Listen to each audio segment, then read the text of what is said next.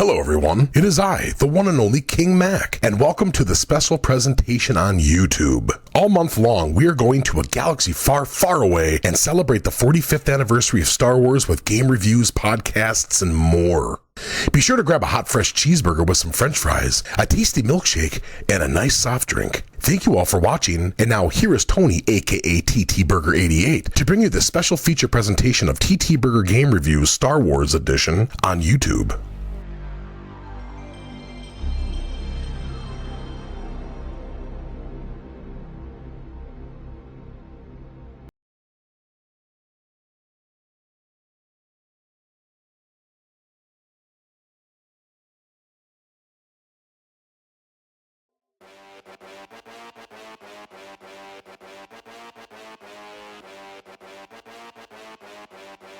Let's go.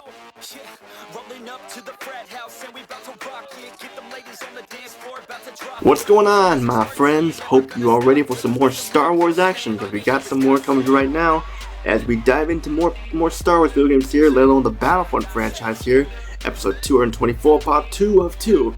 Before I get started here, I want to give a shout out to Freaking HD and SubZeroMNX for King Mac. Keep up the good work, you guys are awesome. And I want to give a shout out to everyone who has supported this channel these last 6 years. If more of you guys, this channel would not be as big as it is today. I also want to give a shout out to DesertCody22, because he's a big Star Wars fan like me, and I know he likes this game that I'm going to be talking about here. So credit goes to you, DesertCody22. Keep up the good work, and thank you for all your hard work in the podcast that we made here on the Star Wars movie stuff. I also want to give a shout out to Sedette the Hyperlamnia, who also helped with the new background image for Burgers and Fries with a Shake podcast. And thank you, Sedette, for your hard work there, and thank you for all the support you've given me. So check out these guys on YouTube; they're awesome for sure. But now we're going to continue with the Battlefront franchise here. Before we get started here is a TTBurger recap, Star Wars edition. Fresh and hot, the TTBurger grill ready to be served for a Sunday barbecue to show you all what you missed. I took a look at the original Star Wars Battlefront released in 2004 for the PlayStation 2, PC, and Xbox, and gave it an 8.5 out of 10 because of the problems I had with it. And there was no sprint button, the historical campaign was very short, and just wasn't much story there, and other things too. But it's still a game that should not be overlooked. If you like Star Wars and want to play a game like Battlefield, this is the way to go for sure. But now we zoom ahead to November 1st, 2005. And I remember this day because this was the day Star Wars Episode 3 Revenge of the Sith came out on DVD.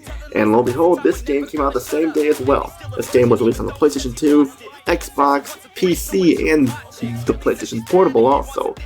And I got it right here. And I remember like being hyped up when I saw the trailers here, because you could like battle in space and stuff with your ships and everything.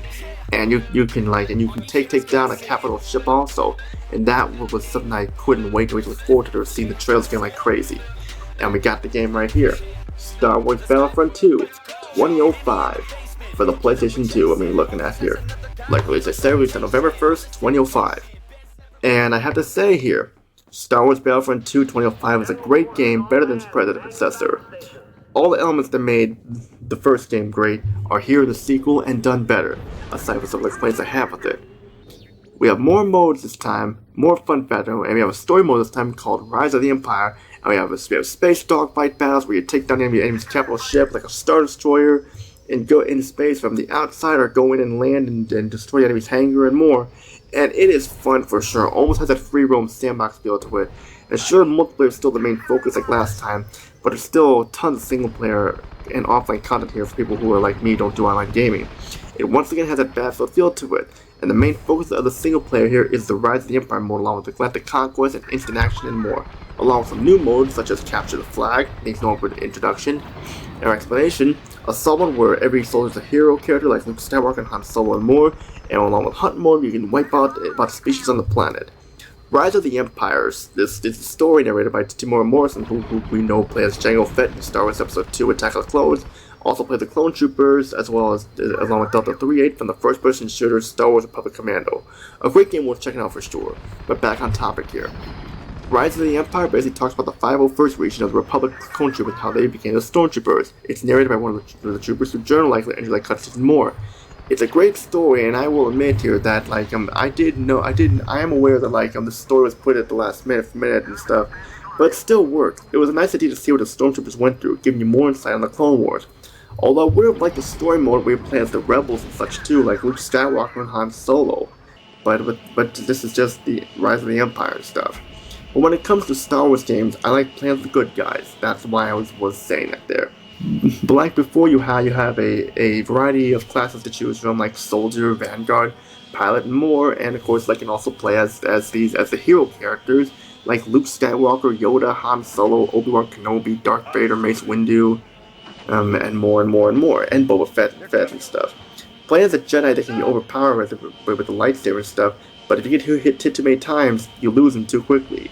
While characters like Han Solo and Chewbacca have like weapons and stuff like that. And I like playing as Han Solo, he's just a badass there and stuff. It's like, Solo here, where's the party? But hey, it's cool. But the best part of the game, the whole thing, next to Rise of the Empire in action, are the dogfight modes, where you pick a ship from the hangar and take out the frigates before taking out the capital ship. Well, technically you don't have to take out the frigates before taking down the big ship. I just choose to because it's just, hey, take down the guard ships, then take down the capital ship. You have a variety of ships you can choose from. Hop in like an X-wing, A-wing, Y-wing, or one of those like advanced blaster ships where they hold multiple people and stuff. And if the Empire, you can TIE fighters, TIE bombers, TIE interceptors, and Imperial shuttles and more. The space fights are amazing. My favorite part of the game. I enjoy just jumping into the ships, and it's one of the reasons why I like Star Wars Rogue Leader, Rogue Squadron 2. One of my all-time favorite Star Wars games. I was always a huge fan of dogfighting in the ships in Star Wars. But it would have been cool when you destroy a capital ship to see it crash and stuff, and to like crash onto the planets like that or blow up. And then once you got the engine and stuff in the bridge, it just ends with saying victory. But thankfully, we have improved on-foot action. This time we have a sprint button and boost button, unlike last time where the characters and vehicles were slow. Sure, they can go a little bit faster and stuff at times, like the ships and stuff. But it wasn't really a boost option, making them feel very slow and just open to get attacked. But it's a big improvement for sure. It makes it easier to avoid getting hit and stuff. But grenades and stuff, I didn't mention this in the first game. The grenades are a pain in the neck. Even if you're not that close to a grenade, it can still take you down. They have a big variety here in the weapons and stuff. Like the first-person, third-person views are both here, and you have like tons of weapons here. I feel like when playing this game, you feel accomplished when you take down the capital ship and take out all the enemies and conquer it. The day of the job well done. And the controls feel very smooth here and stuff, especially when moving and turning around. Since you can actually run and stuff, it feels smoother. The interaction also improved because you can fight in the orbit of a planet and stuff, like where you take down the ship or so, and then hey, let's take down the capital ship in the orbit, and then we take it to the planet and stuff. Very cool. Like for example, like when I do interaction, I choose the Hoth orbit before battling in Hoth itself because hey, might as well just take out the Star Destroyer surrounding the area of the ship, and then we'll take the fight to the planet. Just kind of like I don't know, just has that you can do it. I like how I like doing that for sure. Just to take it down on the planet. The presentation here is improved. The graphics are excellent no matter what version you get. I know the PlayStation 2 version still does not look as good as the other versions, but there's still plenty of detail to them. The character models look crisp and detailed along with the ship models, and when they explode, the explosions are nice too. Along with the environment, especially when you're in space stuff, just like when you blow stuff up on the Star Destroyer or the Mon Calamari cruiser or so, or the Victory 2 class frigates or the Rebel transports and stuff. The journal cutscenes, while there's some to say about them, they look great also, and I do like how they look. There are little scenes from the movies in there, but there are small clips I can't say anything there. The frame rate still has its hiccups and stuff, but they're not as bad as they were last time, where it just gets in single digits there, but still it is noticeable, especially in the PlayStation 2 version. The graphics are awesome overall. The sound is also improved. Voice setting is fantastic, with Tamir Morrison as the narrator for the Rise of the Empire mode, and Space Overview. Space Overview has the narrator from the Rogue Squadron games here too, and it's a great choice to have. Most of the hero characters sound great, but some of them sound phony, like Obi-Wan Kenobi and Han Solo and stuff like that. Even though he sounds badass, his voice sounds kind of phoned in at times. It's the same voice actor from Rebel Strike, Rogue Squadron 3, and he was actually worse than Rebel Strike. He's better here, but still just like some of the voice acting just not the best there. The music is taken from the movies once again, which is awesome, but like last time I had to turn it off due to copyright reasons and stuff. But we all heard the Star Wars music before in many shape or forms. But getting back in the action here, I'm just very satisfied with how many planets you can go and duke it out in, and just go and like destroy like the capital ships and the orbits of the planets too. And it just like in the first game. But I'm okay with it because some people didn't own the first game. And some of the planets are repeats too, but hey, just give it to people who haven't played the first game and stuff. But you can now, but this game actually you can retire the first game, but there are times where I still play it for nostalgia memory and stuff. And like especially with like flying around the ships and everything, which is good times for sure. Tons of fun here, but now the negatives. In Rise of the Empire, some of the levels can be very, very tough. To the point where you're going to be screaming in frustration, you're going to be failing multiple times. Even when you're one of the Jedi characters stuff, they can take you down very easily, especially when you become the Stormtroopers. That's when the game's difficulty really spikes up. And to the point where like it's just frustrating because like you can almost win, but then when you're the last surviving soldier and stuff, and then you have to take out like 10 of them, you might as well just start the level and try again. And just keep trying and trying and trying. There are some bugs here where I know it's like there were times when I actually hit the button too fast. All the voice acting just like didn't play when I didn't play at all, and which was kind of an annoyance there. And like some of the Jedi's like special characters are just really weak and take it down easy. Like Chewbacca is just feels more like a regular soldier there, and Han Solo and he has limited ammo too. And Han Solo, he has his blaster stuff, which just feels like a more improved version of the soldier. So, and the ones with the lightsaber stuff, that they can be fun to do, but sometimes you get overwhelmed with the enemies and boom, you can't use them until you get more points and stuff. But that's just a negative thing though and stuff. And some of the planets like Dagobah and stuff look dark looking, but especially on the flat screen TV, but it's all negatives I have though.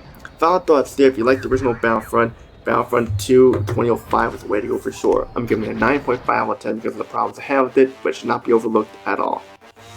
And that's it for episode 224 of my Star Wars game series review. I know you're probably wondering what about Battlefront 2015 or Battlefront 2 2017. Like I said before, I am not looking at those two piles like garbage because those two are a disgrace to Star Wars, disgrace to us Battlefront fans, and us who were waiting for Battlefront 3. This looks like shit and it's garbage. The first game barely has any modes, there's no story, just 4 maps and that's it. And people who like the prequels, there's nothing but the prequels there. It's all on multiplayer, and the voice acting is so bad, especially when the heroes. Luke Skywalker sounds like a teenager hitting puberty, and Darth Vader's voice sounds too like people. You are a fool, soul. Now you must pay. And Star Wars Battlefront 2 could have been good because it had a story this time, but a lot of problems, especially the microtransactions and loot boxes, made the game unplayable, and I don't play games like that. I mean, sure, it's Dead or Alive Live Extreme Deep Fortune and Mortal Kombat 11, the game of the year stuff, but still, that's a lot of stuff's already unlocked. But still, you gotta keep milking your money and stuff like that to get the cool stuff. It's just pathetic. I will not buy them. Instead, I'm gonna play these. And I'll tell you a funny story.